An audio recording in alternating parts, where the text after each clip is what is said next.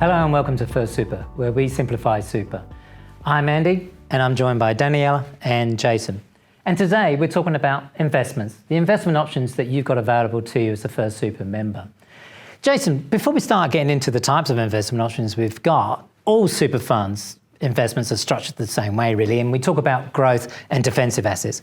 What do they mean?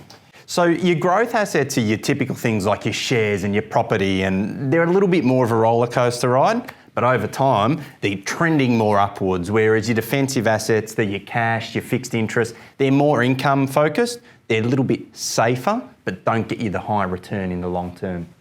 So when we're talking about these mixture of growth and defensive assets, then Daniela, I mean, how are they represented in our investment options? So we do have 5 different investment options. On average, and most of our members, they're sitting in a balanced investment, which means about 65 to 70% they are sitting in those growth assets, and about 30 to 35% they are the defensive ones. So without choosing or making a decision, you will automatically be put in a balanced investment option. So that's the main default, what we call the default Correct. super fund. Yeah. So then what are some of the other options that we've got? What's the difference between them?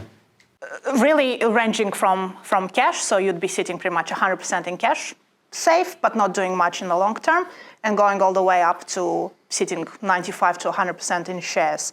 So that's, again, more risk associated to them, so the volatility will happen more often, but overall, over a long time, there will be better performances as well. Which one's the best? It depends on you and what you want. But I mean, that question comes up quite a lot, doesn't it? You know, we get asked by our members as in, am I in the right investment option? And kind of what's the answer to that?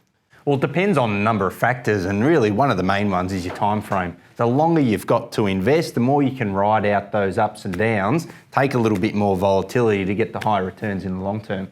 Correct. And again, being a long-term investment strategy is a very important point in it, because I do remember a member that you had and the little case that we've done the calculations around it.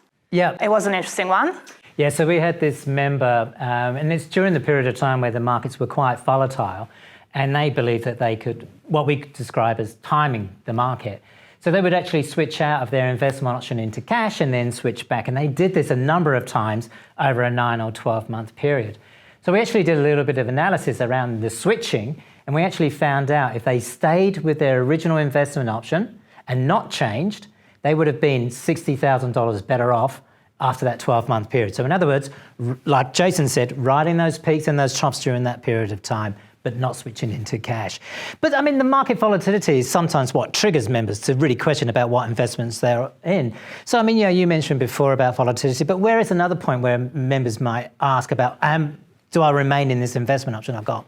Well, a lot of members typically get engaged around their retirement age. They sort of think, well, that's a time where you didn't mean marital engagement, did you? No. Engaged in the process around their retirement age, and so they think that that's a good time to consider whether the investment option's right for them. And once you're retired, you still have, 20, 30 years. So again, it's a long-term strategy. Have a discussion, have a think, talk to us. Because I mean, we've got some members that remain in that growth-orientated type of investment because it suits them and their particular financial situation. But majority of the members actually take a step back and go a little bit more defensive, or what we call conservative. And what they're trading off is a lower return potentially because they're lowering the risk about the volatility in those returns as well. So coming back to the point that was made before, it really depends upon your own risk and tolerance and what you're seeking in returns. And as Daniela said, we can actually assist you in making that decision. And identifying, the best solution going forward. So hopefully we've explained to you what the investment options are available here at First Super. And consequently, when you're looking at those investment options, what potentially is the mixture between those growth and those defensive assets? If you're really unsure on which one is best for you, that's what the financial advice team is here, is to make that recommendation working with you. If you just simply want to find out a little bit more about our investment options, then please speak to our local coordinator or phone our contact centre. They're more than happy to provide you with that explanation and further information about our investment options. So until next time, take care.